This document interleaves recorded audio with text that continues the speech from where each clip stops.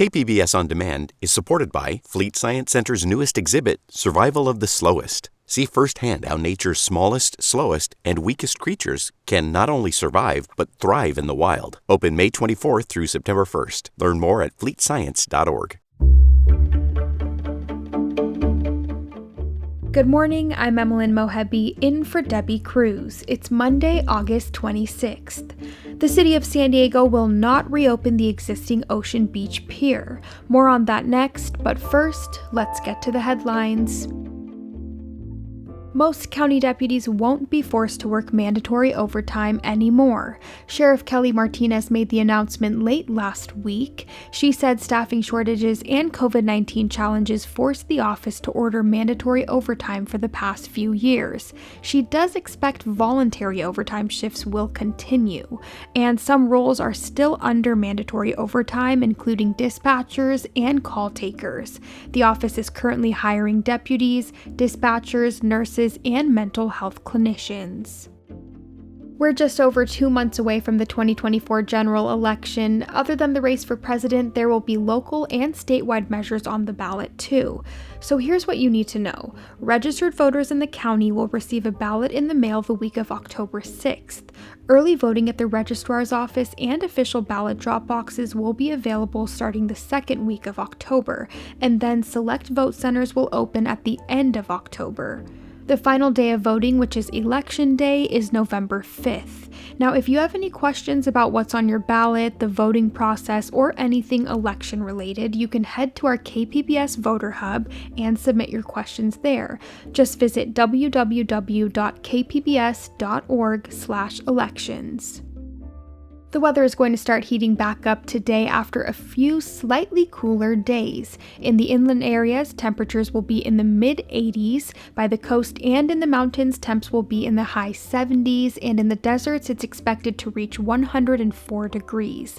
Now, if you need a place to escape the heat, there are plenty of cool zones open throughout the county. To find the cool zone site closest to you, visit the county's website or call 211. From KPBS, you're listening to San Diego News Now. Stay with me for more of the local news you need. KPBS On Demand is supported by the National Conflict Resolution Center. Geopolitics, a divisive election year, and strained budgets are all topics that can create tension in the workplace. NCRC can help workplace leaders navigate polarizing issues with the Culture, Communication, and Conflict Certificate. More at ncrconline.com.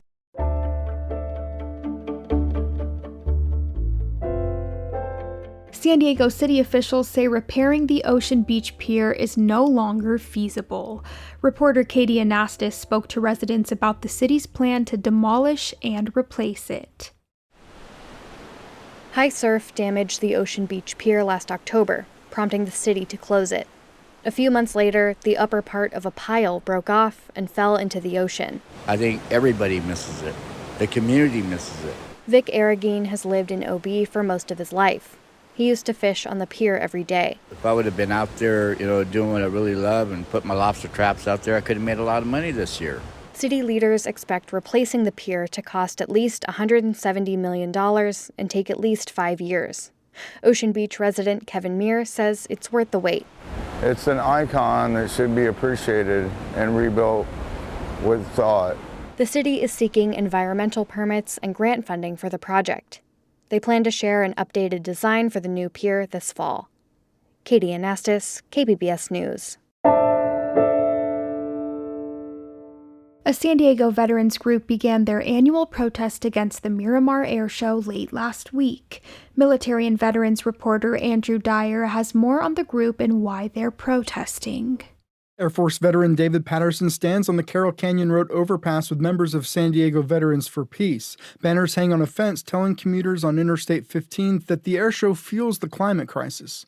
Patterson says as veterans, they understand the costs of U.S. military operations and of war. We know what it does. We've seen what it does to people's families when somebody gets injured or killed.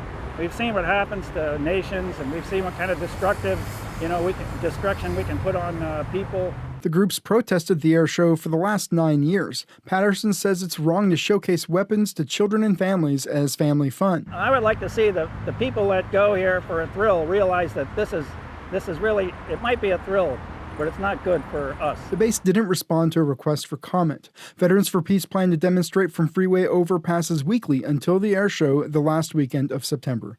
Andrew Dyer, KPBS News.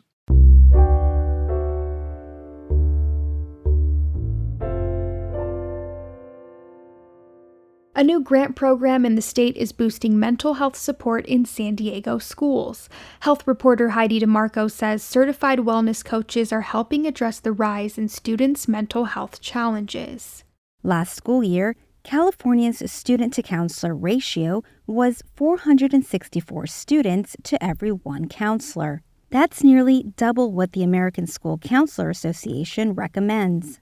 To address the shortage, state grants are helping pay for wellness coaches for one school year. San Diego Unified School District will hire 10 wellness coaches. Danielle Ogden is one of them. What they mostly come in for is a lot of anxiety, stress, time management, lack of motivation.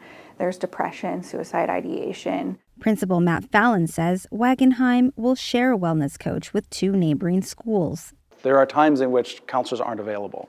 So having a wellness coach here would help maintain a consistent offering of support for all of our kids. If you or someone you know are having thoughts of suicide, you can call the Suicide and Crisis Lifeline at 988. Heidi DeMarco, KPBS News.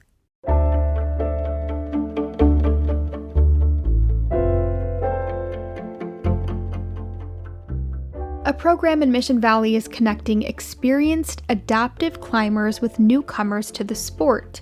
Reporter Scott Rodd produced this story for KPBS's ongoing series on volunteering. Adaptive climbing is rock climbing, but in your own unique way, whatever your disability is. My name is Jillian Shea. I was born missing my left hand. It's called amniotic band syndrome. It's when the umbilical cord wraps around the limb in vitro and cuts the circulation off, so I was never born with a hand. I've been doing adaptive climbing now, I think, 3.5 years. I'm an adaptive deadlifter, and I was in the adaptive CrossFit scene for a while, and so I was trying to continue to evolve, found adaptive climbing, and fell in love with it. We are in Mesa Rim Climbing Center. Around us is different climbing walls. Up here we have the more easier walls for people to try out first time they're climbing. All the different colors coordinate to the course that you're taking up the wall. The organization we're volunteering with is called Para Cliffhangers. Para Cliffhangers is a place for everybody and anybody that's adaptive to feel comfortable in a space and be able to try something new. We have people that are deaf, people that are paraplegic, people that are missing limbs, legs, arms, people that are blind. All disabilities are welcome.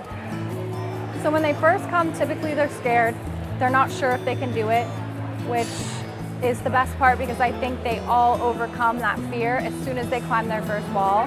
And then I think it's an addiction after that. I mean, most people that I know that have done it once don't just do it once, they do it multiple times.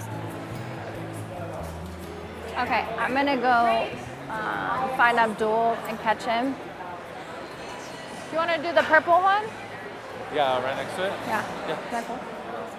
My name is Abdurrahman Ibn Asadullah. This is my second time climbing. I started last week. My amputation happened last year. I got into a off-roading accident in a side-by-side, a UTV.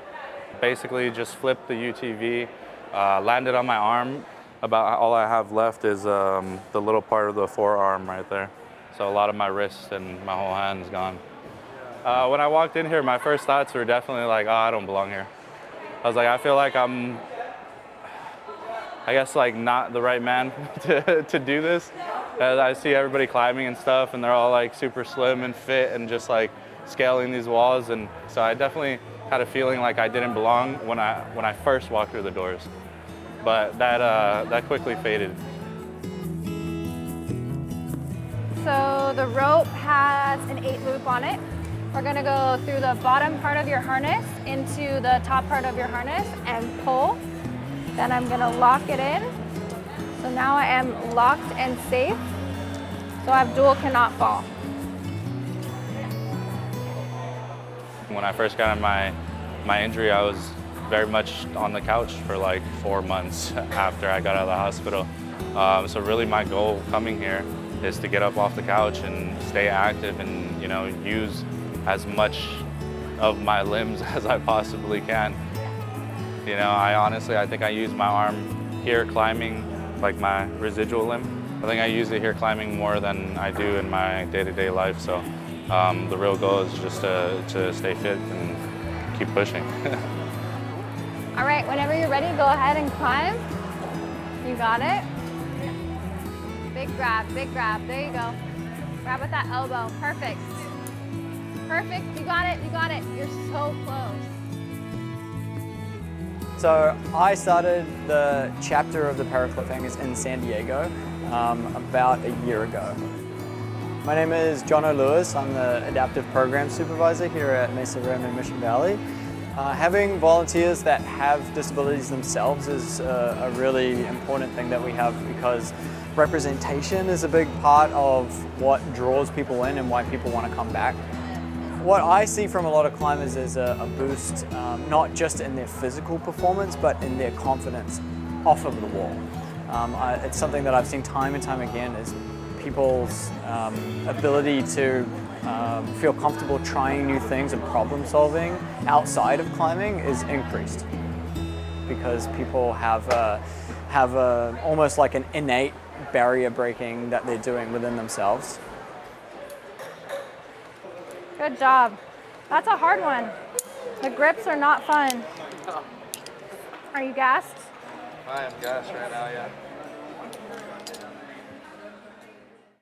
That story was produced by reporter Scott Rodd. Today is Women's Equality Day, and in case you didn't know, there is a lot of women's history on display here in the county. The Women's Museum of California cares for historic artifacts that demonstrate the history and experiences of women. It's located at the San Diego History Center in Balboa Park, and you can visit the museum Wednesdays through Sundays from 10 a.m. to 5 p.m. Well, that is it for the podcast today. As always, you can find more San Diego news online at kpbs.org. Join us again tomorrow for the day's top stories. I'm Emmeline Mohebi. Thanks for listening. I hope you're having a great start to your week, and happy Monday.